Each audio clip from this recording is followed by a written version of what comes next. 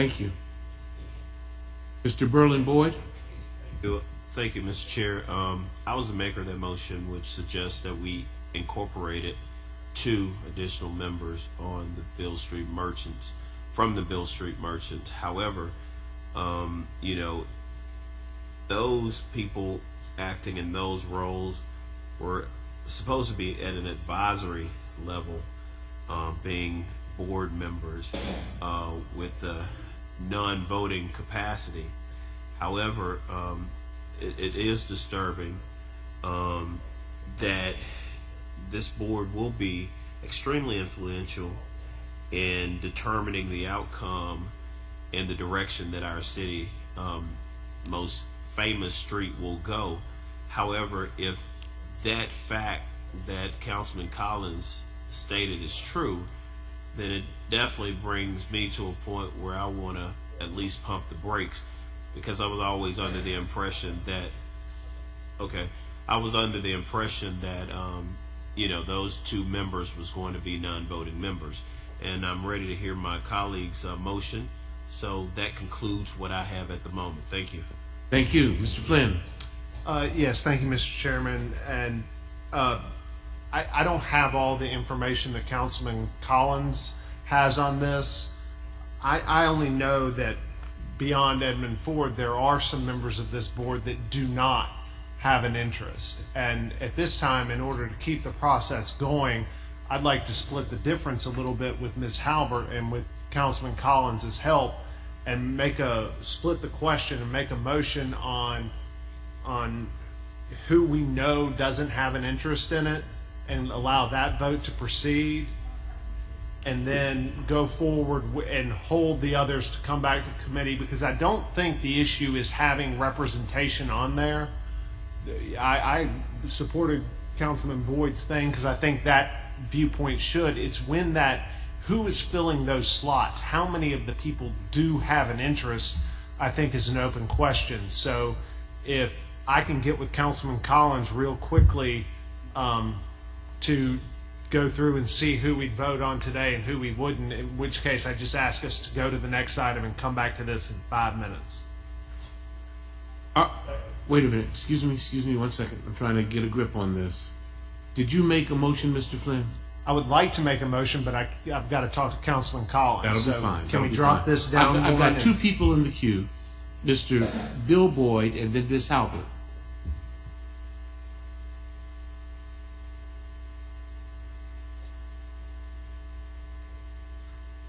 Thank you, Yes, Chairman Lowry. Fellow members of the council, I have a great deal of confidence in Paul Morris, who's the head of the DMC, Downtown Memphis Commission, and has been appointed to head up the transition of the Beale Street as well as the main-to-main project. And I'd like to ask him if he would come up and tell us how you feel about the makeup of this board. Thank you, the proposed board. Thank you, Councilman Boyd. Paul Morris, President of the Downtown Memphis Commission, 552 Rienzi Drive, downtown. In terms of the 2 designated merchant slots, that was not an administration proposal. That was a council proposal, and it was written up by, I think, City Council Attorney Alan Wade to include voting rights. If y'all want to change that and make those non-voting positions, I'm sure I think the administration's fine with that. I don't have any objection to it. I'm sure the merchants wouldn't like it, who I think initially approached y'all about putting those 2 positions on there. But that's certainly y'all's right too, and wouldn't be in opposition. In terms of the other members, I could tell you about each of them. It's really a group of subject matter experts who have real estate, business, and entertainment and Beale Street expertise, who are going to be serving the city of Memphis as an instrumentality of the city of Memphis to steward your interests. Let me see if I, fellow councilman, that respect.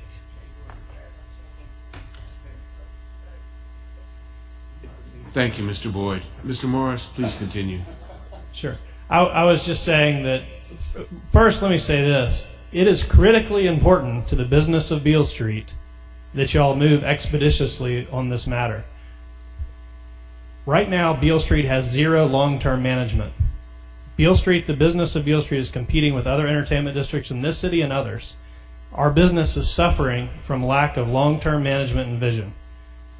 Not good for business to have an interim manager for as long as we've had it, and to continue this, we've got to have our members appointed, they've got to get up to speed on what they're doing, and they've got to select and identify a management structure and come back to this council to get that approved. So I would urge you to approve this authority. These members are ready to go, ready to get started. I've talked to all of them and communicated with all of them. The two council designated merchant slots, which are per council attorneys, I think wrote that. I'm not speaking for him, but I think he wrote that amendment. What's that?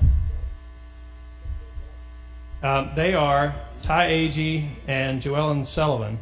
I think it was a Councilman Berlin Boyd amendment to the administration's proposal to add two merchants, and they are voting members. But again, that's not the administration's. The administration's fine with making those non-voting. But as for the rest of them who don't have interest in Beale Street, any financial interest, I think all of them have a great interest in Beale Street. Of course, as you know, I do. I don't have any financial interest in Beale Street. Ross Boswell is an attorney at AutoZone, has no financial interest in Beale Street. Edmund Ford Jr. has no financial interest in Beale Street. I could go down the line. Nate Jones, Karen Nichols, Johnny Walker, Jason Wexler, Jamal Whitlow, Archie Willis, Pat Mitchell-Worley. These are all good people who have subject matter expertise, who are ready to get started, and they really need your support to get the business done. So I hope that y'all won't make any amendments that delay or change the direction we're going here. No, he named the ones that didn't have any interest. Mr. Boyd, speak up a little louder, please. I think you just named the people that did not have any interest, other than the type interest that you have and I have, that we hope it succeeds and everything's kosher. That's right. The ones that have some financial interest in Beale Street would include the two merchant reps designated as such. J.W. Gibson has a recent financial interest in one of the clubs in Beale Street as an investor. And Pat Mitchell-Worley has had a contractual relationship with the merchants in terms of helping promote the street in some fashion, but she doesn't have any interest in any of the clubs. So that's how many out of the total? 4 that arguably have some financial interest in the street. Of 4 of 11? 13. 13. Just want to make that clear. Thank you. So we don't go off half-cocked here. Thank you, Mr. Chairman. Thank you, And Mr. of course, Martin. the city's conflict of interest rules would certainly apply. If there were any votes that affect the financial interest that any board member might have, they would have to recuse themselves from that deliberation and vote just like any of you would on your matters. All right, thank you. Ms. Halbert. Mr. Chair, I'm just not going to vote on the issue. I'm just a little concerned, and this is for all of my colleagues. You know, when we sit at this table... Ms. Halbert, excuse me 1 second. There's too much noise going on up here. I'm trying to listen.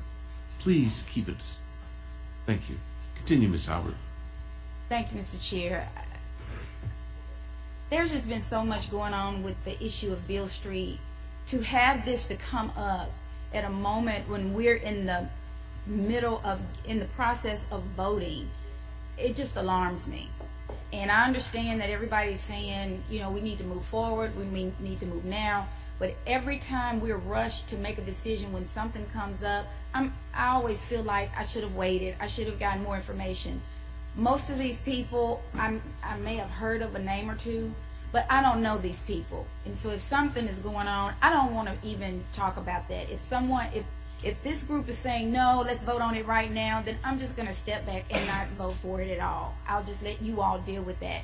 But I think when something like this comes up, because we've paid so much money to regain control of this street, I think we owe it to the citizens of Memphis, because that street belongs to our citizens. We owe it to the citizens of Memphis to, at minimum, at least have some type of ethics clause, some type of ethics notification, to get on there and have an interest in the street, and have an investment or an interest in the street personally. I mean, to me, that just kind of is a little conflicting for me. But to each his own. So I'm done, Mr. Chair. Thank you. Thank you. Mr.